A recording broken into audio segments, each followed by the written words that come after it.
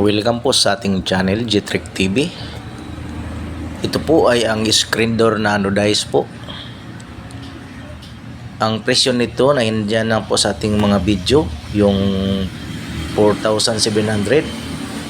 Pero ngayon po, ito po ay binabaklas nila. Nag-change po ng screen. Yung dalawang klase na screen na expanded wire at saka screen mesh. Ang presyo natin ngayon ay ang pag-replace ng screen, kasi ang unang magiba talaga yung screen. Para malaman nyo kung magkano yung Taruhan nyo pag Ismail pagpalit lagi, mabot ng din screen, si YouTube. Ura update. pagbaklas doon at pagbalik na kumpleto na po, replace na ng new screen. Tagin mo. Yan po ang ating alamin kung magkano ang presyo ng labor at materials sa pag-replace ng screen door.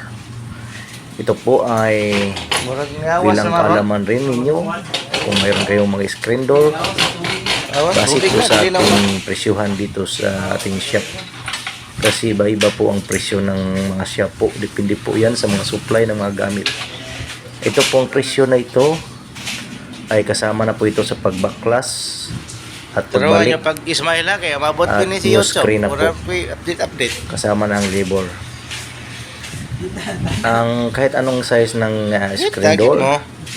basta half lang yung screen, dalawa po expanded at saka screen mesh.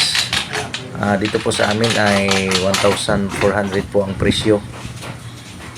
Ang pagpalit ng bagong screen kasama na ang pagbalik doon sa nilalagyan ng door. Kung may mga karagdagan man na mga bayarin, yung mga barrel bolt or Taruhan nyo pag Ismail lagi, sagra, mabot yun din si ang YouTube. additional po natin na presyo, at saka yung door closer. Maraming salamat mga kalods sa inyong Tagin mo. pagsubaybay sa ating channel, G-Trick TV. Kung mayroon kayong ibang namang mga katanungan dyan, ay mag-comment lang sa comment section. May pre-quotation po tayo.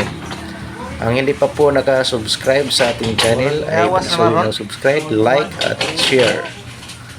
Maraming salamat Lubig na, dili na mo. at God bless everyone.